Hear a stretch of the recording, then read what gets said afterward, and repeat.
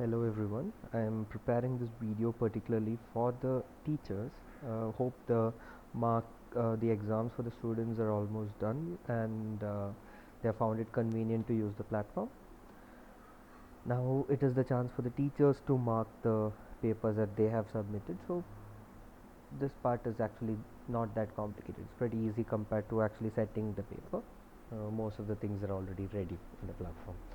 So if you see, this is the login portal for the exam platform. So that is again the same login username and password. You can try using your one that I had created for you. If it doesn't work, then you can again use my username and password, which I think somebody shared with you already. So punch that in here, click on sign in. It will take you to the dashboard.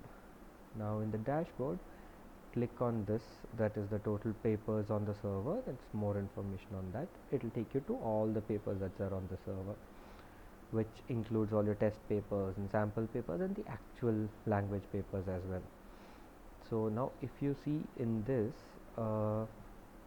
there are two, you have to search and find the actual paper that you are supposed to mark and click on this arrow mark here. That will take you to the rest of the details of that paper. Make sure that you're clicking on the right option there, right question paper there. Now in this again there are two parts to this page that you get when you click on that.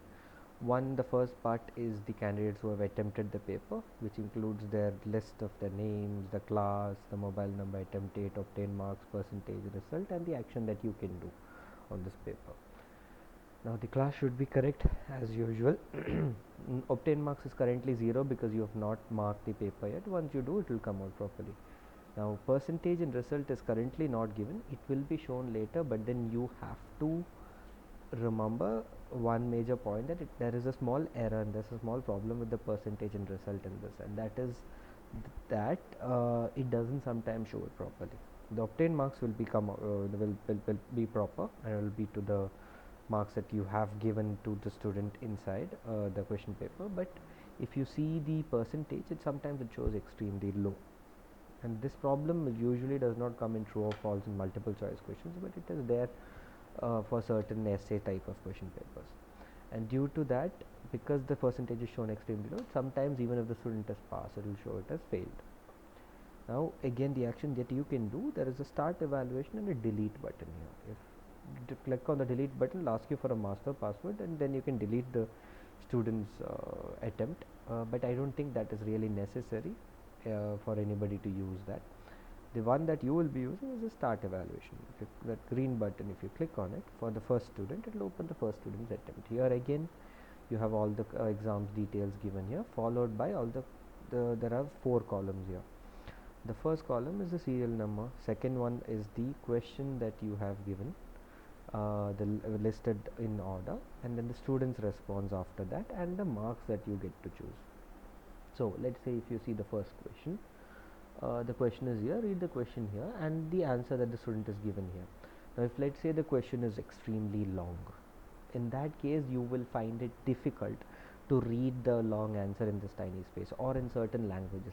Good to see that in this case the students have typed in Hindi and Devanagari Lipi inside the answer column, but in certain cases they might be more comfortable writing it on a sheet of paper and uploading the image. So if there are 2 or 3 images in one answer, it will be very long for you to see in the small space. So either you can drag this to see it bigger, or I have created an extra option here. If you see each question, there is a source option and a preview option.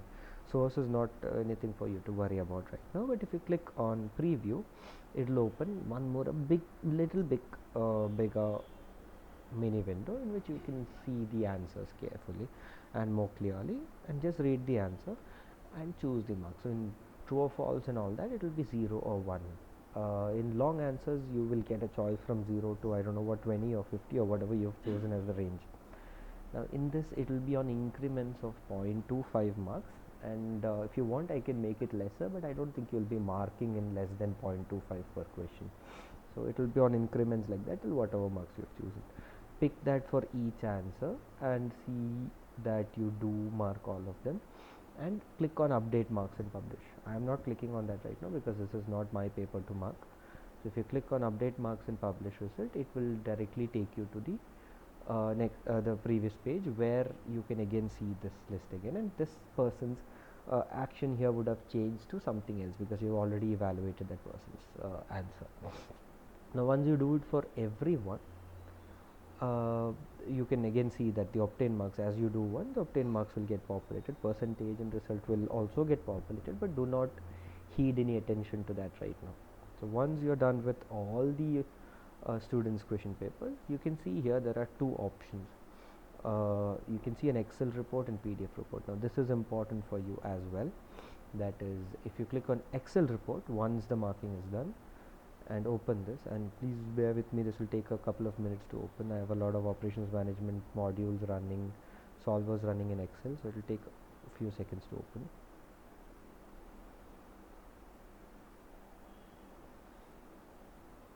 So if you can see, as you can see here, just click on enable editing, you can see that your all the students names, their other details like mobile number and attempt date and obtained marks and percentage and result and action, all those things are there.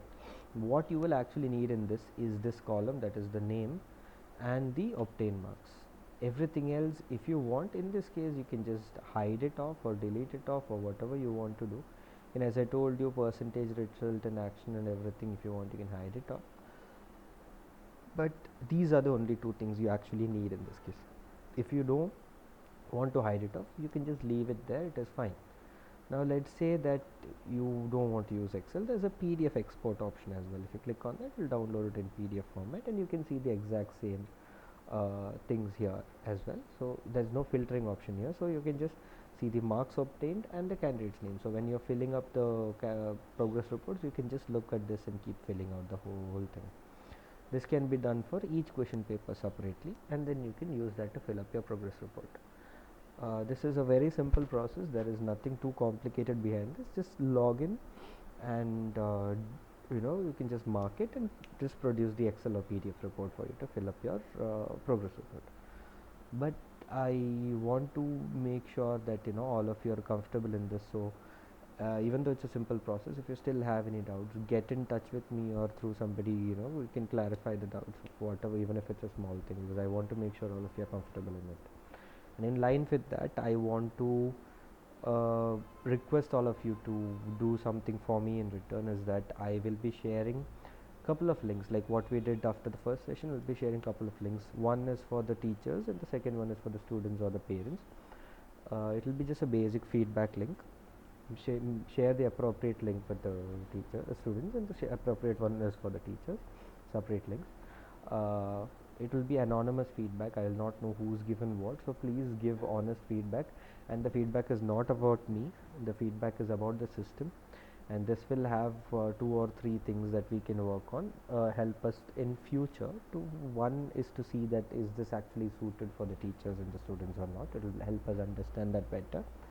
Second is, if there are some major things that we can change to make it better next year or the next exam, is one more thing that this feedback will help us do. So please give honest feedback, more descriptive the better. If you want to just give a one line answer also, it's okay.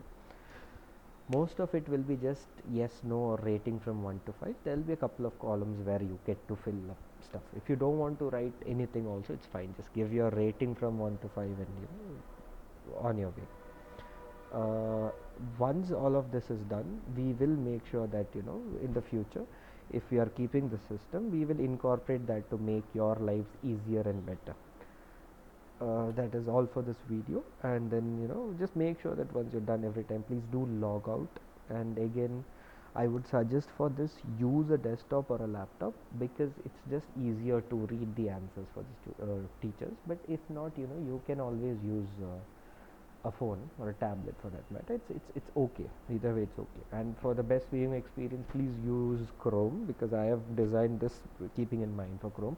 Other browsers do work, but in certain cases it shows up some certain bugs in the system, because I have not designed it for all the browsers. And the final thing that we noted is that please make sure that you do log out every time, and that is just to make sure that the servers are not strained out. In certain cases, if it does not log out, re-logging in next time means I have to refresh the server cache again, and that is just double work. So make sure that As much as possible, use it in Chrome for your convenience and sign out every time for our convenience.